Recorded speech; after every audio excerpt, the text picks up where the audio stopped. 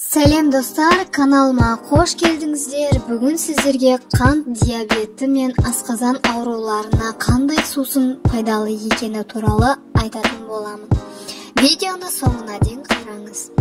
Шұбат, түйе сүті, қант диабеті, бүйрек, асқазан ауруларына пайдалы.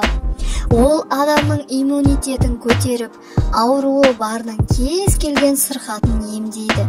Ең бастысы көптеген аурудың алдын алады. Сондай-ақ Маңғыстау облысындағы түйелер жантақ деп аталатын шөппен қоректенеді.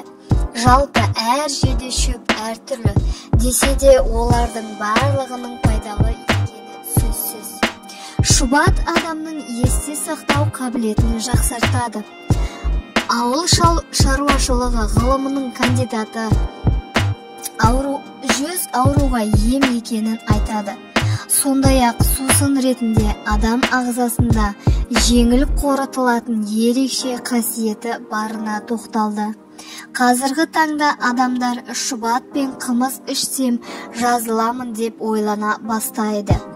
Шұбат дегеніміз шипалы ем, нәрлі сусын. Халық оның емдік, қоректік қасиетін көптеген ауруға ем ретінде пайдаланады.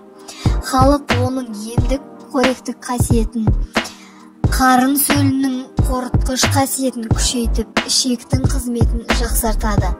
Жалпы қоректік заттарға өте бай.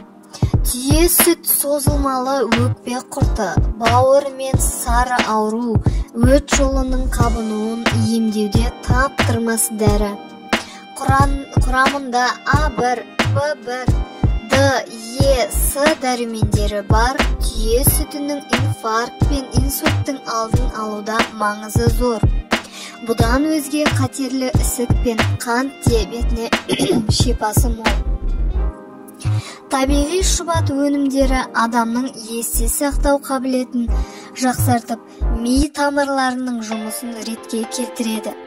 Әсіресе нар сүтінің ақуыз мөлшері мен майлылығы қымызға қарағанда жоғары. Ішінде С дәрумені де мол. Кальций, темір, кремний, магний, алюминий, фосфор, күміс микроэлементтері де жетерлік. Германияда қымызды патенттеген Цолманның қайын атасы соғыс кезінде қамауда болып өкпе ауруына шалдыққан екен. Қазақтың қымызын ішіп жазылған екен. Содан еліне барған соң бір бие сатып алып, дертінен айығып, аман қалған болатын. Бүгінгі тіршілік әртүрлі ақпаратпен тынымсыз еңбектен құралады. Ал мұның барлығы жеке ауруын қоздырады. Мұндай жағдайда қымыз бен шұбат адамды тыныштандырады.